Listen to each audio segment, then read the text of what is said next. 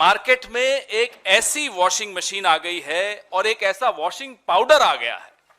यह है उस वॉशिंग पाउडर का नाम, मोदी वॉशिंग पाउडर। जिद्दी से जिद्दी दाग हो, चाय का दाग हो, सब्जी का दाग हो, किसी भ्रष्टाचार का, रेल घोटाले का, खेल घोटाले का, निर्माण घोटाले का, सिंचाई घोटाले का, कोयले घोटाले का, चिटफंड का, कोई दाग हो, ये मोदी वॉशिंग पाउडर और ये बीजेपी की वॉशिंग मशीन, ये आपके सामने लाना आवश्यक था। देश जानना चाहता था, सब जानना चाहते हैं साहब ये कौन सी वॉशिंग मशीन आ गई मार्केट में। और इसकी कीमत मैं आपको बताता हूं, घबराइएगा मत सुनकर। 8,552 करोड़ की ये वॉशिंग मशीन है। ये इलेक्टोरल बॉन्ड से जो पैसा आया था, 8,552 करोड़ की वॉशिंग मशीन जिद्दी से जिद्दी दाग छुड़वाएगी। आप भी खरीद लीजिए, काम आएगी। कितना ही पुराना दाग हो, वैसे ये 10 साल पुराने दाग धोने में बड़ी एक्सपर्ट मानी जाती है। 2014 से पहले के जितने दाग हो, ना केवल ये तेजी से सफाई करती है, आप बहुत हैरान होंगे जानकर, इसमें एक स्पिन का बटन भी है। स्पिन, वो स्पिन का बटन अगर आप दबा दें तो फिर कोई घोटालेबाज वो राष्ट्रभक्त बन जाता है, स्पिन हो जाता है पूरा गोल। जो कल तक घोटालेबाज था आज वो राष्ट्रभक्त बन जाता है, ईमानदार हो जाता है। ये दूसरा बटन है, स्लो बटन। आप देखिएगा ध्यान से। स्लो बटन क्या है कि किसी जांच को धीमा करना हो, उससे पहले बात कर लो, बीजेपी में आ जाओ साहब, सब ठीक हो जाएगा, वो हां सोच रहा हूं कहेगा तो स्लो बटन में धीरे हो जाएगी, कार्रवाई ढीली पड़ जाएगी, फाइल कहीं नीचे ईडी के ऑफिस में या सीबीआई के ऑफिस में कहीं नीचे चली जाएगी। यह इस मशीन का चमत्कार है, यह इस मशीन का जादू है, इसीलिए इसको जादुई मशीन कहा जाता है।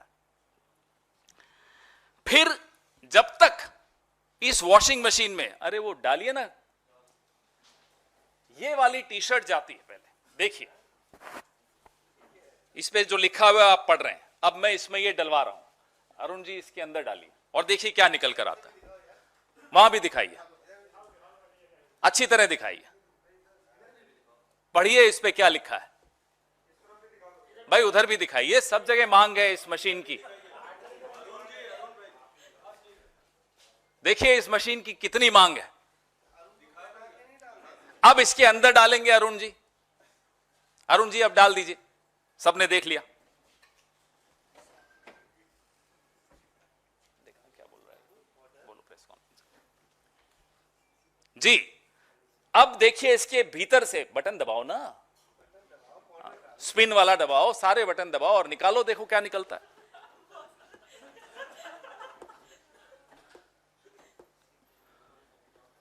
आज की प्रेस वार्ता मोदी जी जरूर देख रहे होंगे। अब ये देखिए साफ होकर क्या निकला।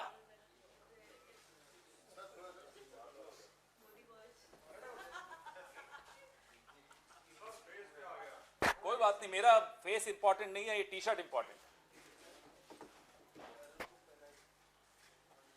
देख लिया आपने, तो ये जादू आपको दिखाया। आज की प्रेस वार्ता से पहले एक खबर छपी कि श्री प्रफुल्ल पटेल के खिलाफ सीबीआई ने मामला बंद कर दिया। आज से कुछ महीनों पहले प्रफुल्ल पटेल जी ने एनसीपी को तोड़ा, भाजपा के इस वॉशिंग मशीन के गठबंधन में शामिल हुए, इस वॉशिंग मशीन के अंदर गए और बाहर यूं निकल कर आ गए। यह प्रफुल्ल पटेल जी के साथ हुआ। ऐसे 21 उदाहरण हैं, अभी आपको मैं प्रेस रिलीज में दे रहा हूं। 21 उदाहरण। हिमंता बिस्वा शर्मा है, उसमें नारायण राणे हैं, उसमें अजीत पवार है, उसमें हसन मुशर्रफ है, उसमें छगन भुजबल है, उसमें अब अशोक चव्हाण जी भी उसमें। और आपको मैं एक एनेक्सर दिखाऊंगा, यह भाजपा ने आरोप प्रफुल्ल पटेल पर लगाए थे। ये देखिए, ये क्या आरोप थे।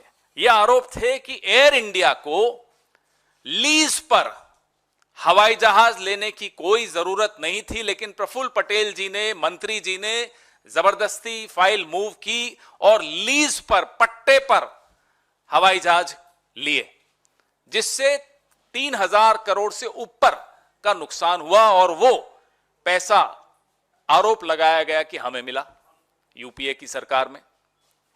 हमने उस वक्त सीएजी, क्या नाम है उनका, आजकल तो सीएजी के नाम भी लोगों को याद नहीं रहते, लेकिन उस वक्त के सीएजी का नाम तो सबको याद है, विनोद राय हुआ करते।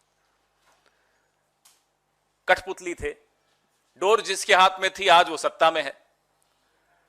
तो सीएजी ने अनाप शनाप लंबी चौड़ी उसमें टिप्पणियां की, आप लोगों ने खूब चलाई वो टिप्पणियां, और उन सब रिपोर्ट्स का लाभ लेते हुए आज नरेंद्र मोदी जी इसके ऊपर सवार होकर बैठे हैं। या तो प्रफुल्ल पटेल जी ने भ्रष्टाचार नहीं किया, और अगर नहीं किया तो यह आरोप झूठे थे। नरेंद्र मोदी को माफी मांगनी चाहिए प्रफुल्ल पटेल से, यूपीए से, कांग्रेस से, इस देश के पत्रकारों से, इस देश के एक्टिविस्ट से, इस देश के तमाम उन नागरिकों से जिन्होंने उस रिपोर्ट को और नरेंद्र मोदी की बात को गंभीरता से लिया था।